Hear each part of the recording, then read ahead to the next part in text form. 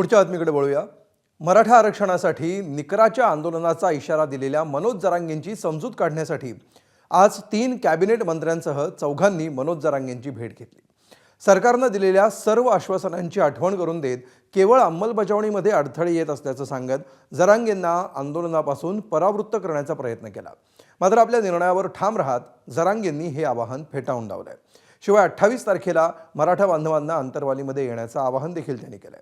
आज दिवसभरात नेमकं काय घडलं याचा आढावा घेऊया या स्पेशल रिपोर्टमध्ये। मराठ्यांनी तुम्हाला दिलेला वेळ, तुमच्या शब्द मराठ्यांनी पाळला, तुमचा जो सन्मान केला ना, ती इज्जत तुम्हाला राखता आली नाही।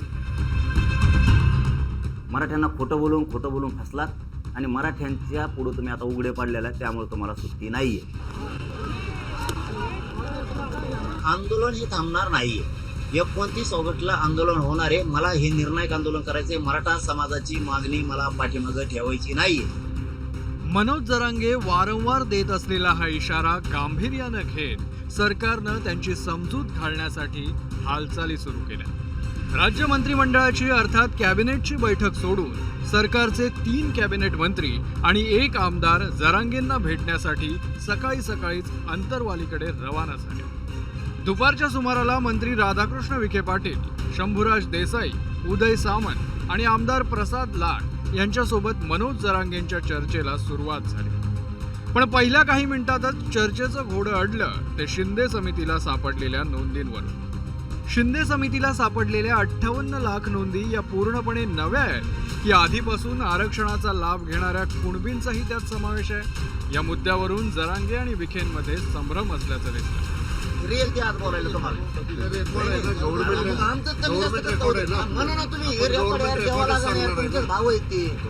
त्यानंतर मंत्री शंभूराज देसाईंनी मनोज जरांगेंचं कन्फ्युजन दूर करण्याचा एक अयशस्वी प्रयत्न करून बघितला। कुणबी मराठा कुणबी जातीच्या जिल्ह्याने कधीपासून गठीत केल्यापासून त्यांना खरं तर शिंदे समितीला सापडलेल्या 58 लाख नोंदी हा काही नवा विषय नाहीये।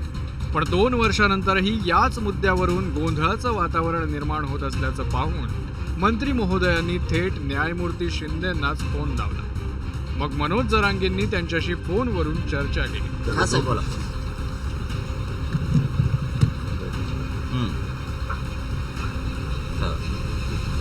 भाजप आणि शिवसेना या दोन्ही पक्षाचे नेते एकत्रितपणे जरांगेंना भेटायला आल्याचा आजचा दुर्मिळ प्रसंग होता।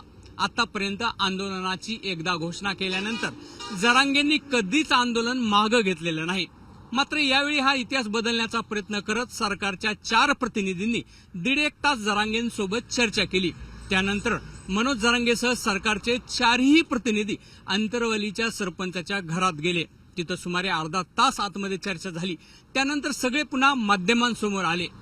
जशा मागण्या मान्य केल्या तशाच अंमलबजावणीच्या त्रुटीही दूर करू असं सांगत त्यांनी जरांगेंना आंदोलनाचा फेरविचार करण्याची विनंती केली।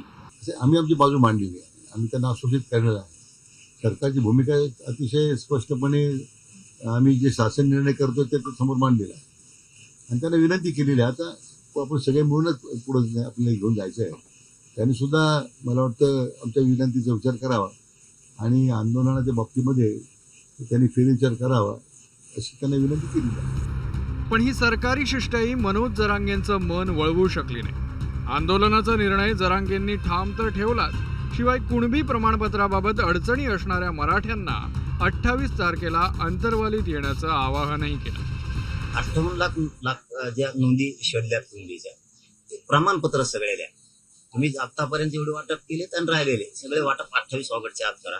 त्याला जर काय अडचण येत असेल तर मी अधिकाऱ्यांसाठी म्हणतो, सरकारकडून तुमच्यासाठी व्यवस्थित करून घेतो आणि सरकारच मुद्दाम करत असेल तर ते आम्हाला कळू द्या। आणि सरकार करत नसेल तर अधिकारी करायला लागले सगळं सरकारनं देऊन सुद्धा ही कळू द्या। यासाठी तुम्ही अंतरवालीतच अधिकाऱ्यांना बोलवा। पण आंदोलन हे थांबणार नाहीये।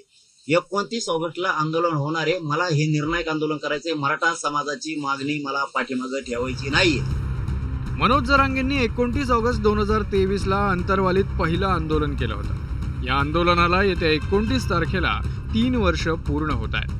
हा मुहूर्त साधत मनोज जरांगे आंदोलन करणार हे आता नक्की झालंय। गेल्या वेळी एका दिवसात मनोज जरांगेंचं उपोषण सोडवण्यात सरकारला यश आलं होतं। यावेळी आरपारच्या लढाईचा इशारा देणाऱ्या मनोज जरांगेंचं समाधान करण्यात सरकारला आता कितपत यश येतं याकडे सर्वांचं लक्ष असेल. अंतरवाली सराटीहून रवी मुंडेसह ब्युरो रिपोर्ट, ABP माझा.